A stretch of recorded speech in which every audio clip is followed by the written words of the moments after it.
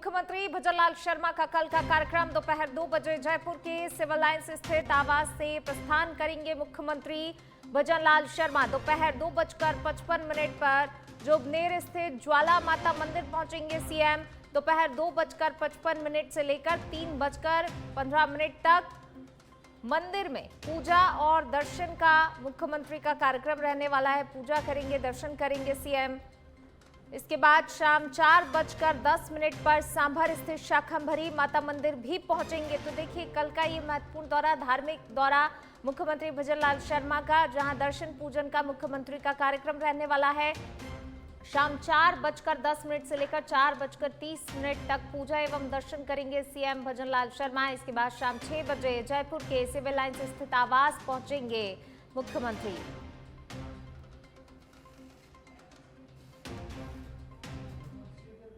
चलिए बढ़ेंगे आगे बात अगली खबर की। राजस्थान में पेड़ों के संरक्षण को लेकर सरकार ने बड़ा कदम उठाया। जी हां, खेजड़ी सहित हरे पेड़ों की कटाई रोकने और संरक्षण सुनिश्चित करने के लिए सख्त कानून बनाने की तैयारी तेज कर दी गई है। मंत्री जोगाराम पटेल की अध्यक्षता में अहम बैठक हुई, जिसमें विधेयक के प्रारूप पर विस्तार से चर्चा की गई और जल्द ही इसे अंतिम रूप देने की रूपरेखा भी तय की गई।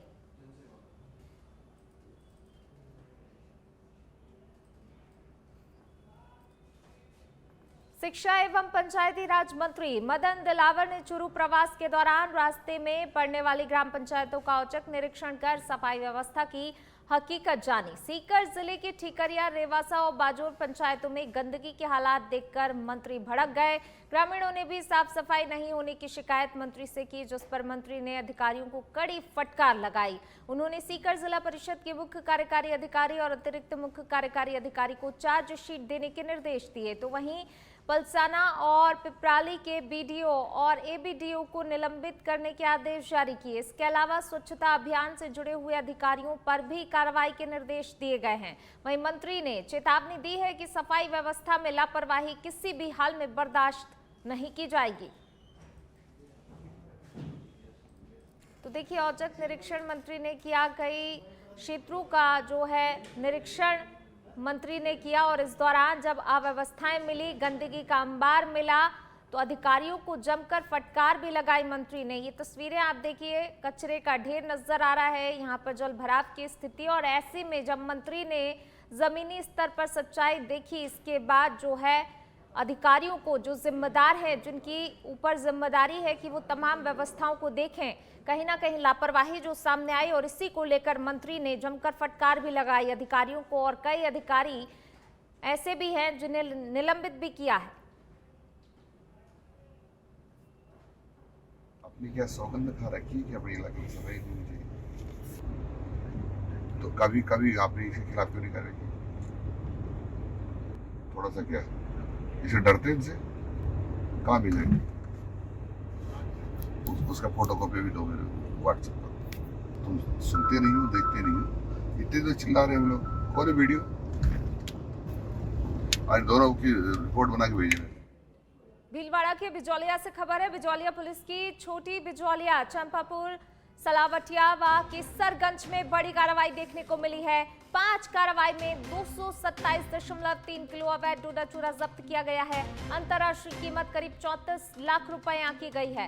वाहनों पर डॉक्टर, पुलिस, डिफेंस, एडवोकेट लिखकर जो है तस्करी की जा रही थी और अब इस तस्करी का भंडाफोड़ किया। मामले में 2 आरोपियों को गिरफ्तार किया गया है। 3 आरोपी अभी भी फरार बताए जा रहे हैं, जिनकी तलाश जारी है। थानाधिकारी स्वागत पांड्या के नेतृत्व में इस पूरी कार्रवाई को अंजाम दिया गया, एएसआई नरेश सुखवाल ने जानकारी दी है। तो ये बड़ी कार्रवाई देखने को मिली है बिजौलिया पुलिस की। वाहनों पर डॉक्टर, पुलिस, डिफेंस लिखकर जो है देखिए तस्करी की जा रही थी और अब इस तस्करी का भंडाफोड़ हुआ। आरोपी पुलिस की गिरफ्त में है। 3 आरोपी फरार बताए जा रहे हैं, जिनकी तलाश लगातार जो है की जा रही है।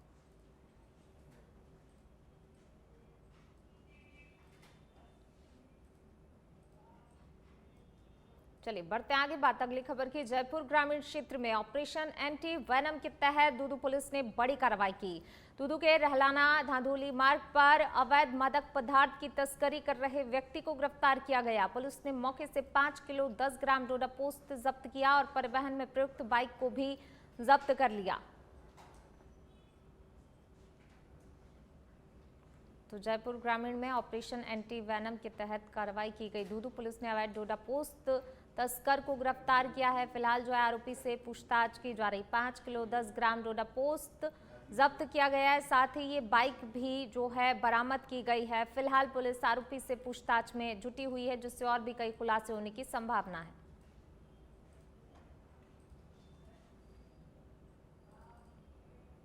प्रतापगढ़ के झनिया पुल के पास एक दर्दनाक सड़क हादसे में बाइक और पिकअप की जोरदार भिड़ंत के कारण बाइक सवार दंपति और उनके मित्र की मौत हो गई। हादसे में पिकअप चालक गंभीर रूप से घायल हो गया, उसे मंदसौर रेफर किया गया। पुलिस ने दोनों वाहनों को जब्त कर शवों को जिला चिकित्सालय की मोर्चरी में रखवाया। फिलहाल मामले में जांच जारी है।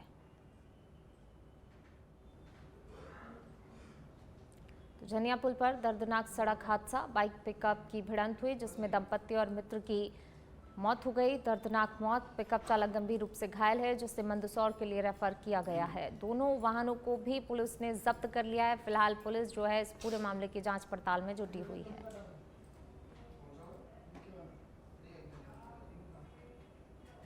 विश्व प्रसिद्ध सांभर झील में वर्ल्ड पर्यटकों का आगमन देखने को मिला, जहां स्थानीय लोगों ने उनका भव्य और जोरदार स्वागत किया। झील क्षेत्र में बड़ी संख्या में प्रवासी पक्षियों की मौजूदगी और प्राकृतिक सौंदर्य ने पर्यटकों को खासा आकर्षित किया। इस दौरान पर्यटकों ने सांभर सॉल्ट म्यूजियम का भ्रमण कर नमक उत्पादन की ऐतिहासिक परंपरा को करीब से जाना और अंग्रेजों के समय की पुरानी इमारतों को देखकर क्षेत्र के समृद्ध इतिहास में रुचि दिखाई। विशेषज्ञों का मानना है कि सांभर झील क्षेत्र में पर्यटन विकास की अपार संभावनाएं हैं। तो वहीं राजस्थान सरकार द्वारा वन विभाग के माध्यम से ई बर्ड ऐप के जरिए पक्षियों के संरक्षण और उनकी जानकारी साझा करने को बढ़ावा दिया जा रहा है। कार्यक्रम के दौरान पर्यावरण संरक्षण और वेटलैंड के महत्व को लेकर भी जागरूक किया गया।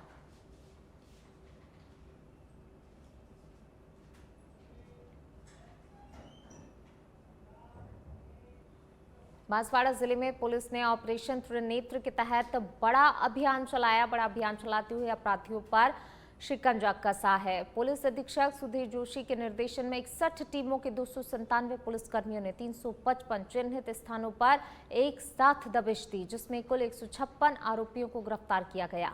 कार्रवाई के दौरान आबकारी अधिनियम के तहत 28 मामले दर्ज कर 9 आरोपियों को पकड़ा गया है और 219 लीटर देशी और 21 लीटर अंग्रेजी शराब जब्त की गई है। इसके साथ ही 79 अवैध शराब भट्टियों को नष्ट कर करीब 14,500 लीटर महुआ वॉश नष्ट किया गया। पुलिस ने स्थायी वारंटी, गिरफ्तारी वारंटी और वांछित अपराधियों को भी पकड़ा है, जबकि 113 लोगों को निरोधात्मक कार्रवाई में हिरासत में लिया गया है।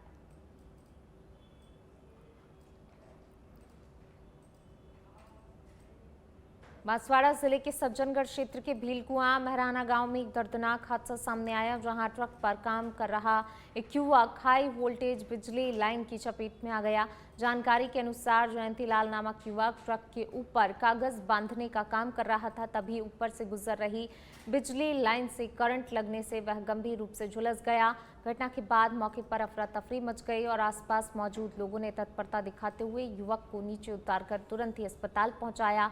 फिलहाल युवक का इलाज डॉक्टरों की निगरानी में जारी है। तो वहीं स्थानीय लोगों ने बिजली विभाग से झूलते तारों को जल्द ठीक करने की मांग की, ताकि भविष्य में ऐसे हादसों से बचा जा सके।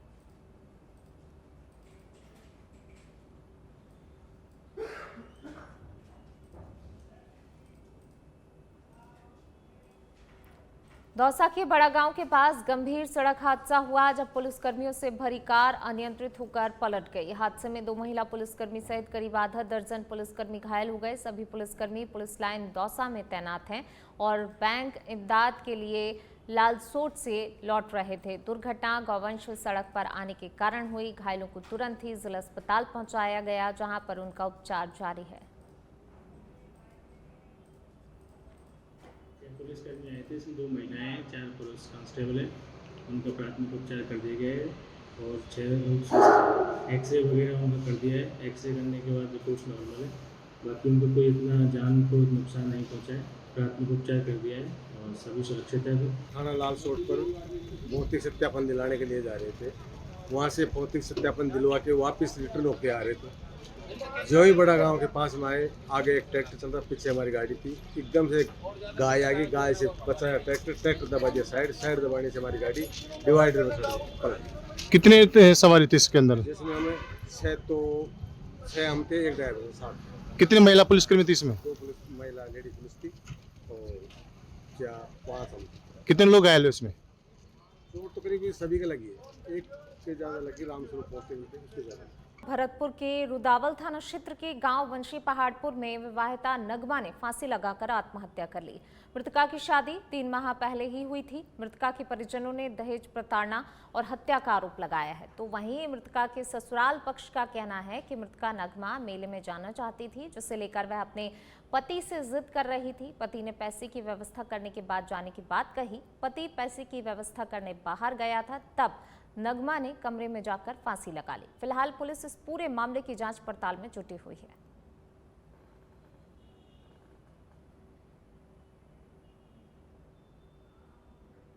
बढ़ेंगे आगे बात अगली खबर की। सीकर में 26 मार्च को भव्य रामनवमी शोभा यात्रा निकाली जाएगी। ये आयोजन रामनवमी महोत्सव समिति के तत्वाधान में किया जा रहा है। शोभा यात्रा का उद्देश्य धार्मिक और सांस्कृतिक मूल्यों को बढ़ावा देने के साथ समाज में एकता और भाईचारे का संदेश देना है। यात्रा रघुनाथ जी मंदिर से शुरू होकर शहर के प्रमुख मार्गों से होते हुए रामलीला मैदान पर महाआरती के साथ समाप्त होगी। राम जी की भव्य ये शुभारंभ होगा जो रघुनाथ जी के मंदिर से, ये सुभाष चौक से होते हुए और फतेहपुरी गेट गणेश जी के मंदिर से बजाज रोड, फिर तापड़िया बगीची से ये अजमेर स्टैंड से होते हुए रामलीला में मंच तक पहुंचेगी। वहां रामलीला मंच पर 1100 दीपक से इसकी भव्य आरती होगी, जो कि संगीत में होगी। ये एक आकर्षण का मुख्य कार्यक्रम रहेगा। ये विशुद्ध रूप से सभी समाजों का, सभी का सबसे मिलकर है। कोई ये राजनीतिक कार्यक्रम नहीं है और सब लोगों का साझा कार्यक्रम है। इसमें शेखावट ये सभी संत। पदमपुर श्री गंगानगर मार्ग पर टोल हटाने को लेकर 16 दिनों से जारी आंदोलन कल शहीद भगत सिंह के शहादत दिवस पर निर्णायक मोड़ पर पहुंच सकता है। जी हां, 18 बीबी टोल नाके पर कल बड़ी सभा आयोजित होने वाली है, जिसमें टोल संघर्ष समिति और आमजन अपनी मांगों को लेकर शामिल होंगे। प्रशासन और पुलिस पूरी सतर्कता के साथ स्थिति पर नजर रखे हुए है।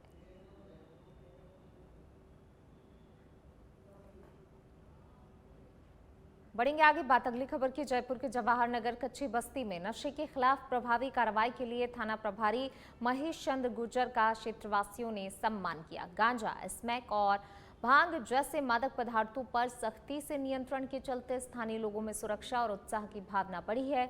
जवाहर नगर कच्ची बस्ती विकास संघर्ष समिति ने थाना प्रभारी का अभिनंदन कर आभार जताया।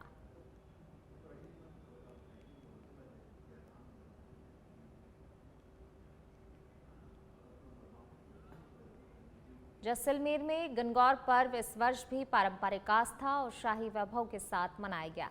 चैत्र माह की शुक्ल पक्ष की चतुर्थी को आयोजित इस पर्व में सदियों पुरानी परंपराओं का निर्वहन किया गया। पूजा अर्चना से लेकर गवर माता की प्रतिमा यात्रा और दशहरा चौक पर भव्य दरबार तक हर आयोजन में शहर की समृद्ध सांस्कृतिक विरासत को जीवंत कर दिया।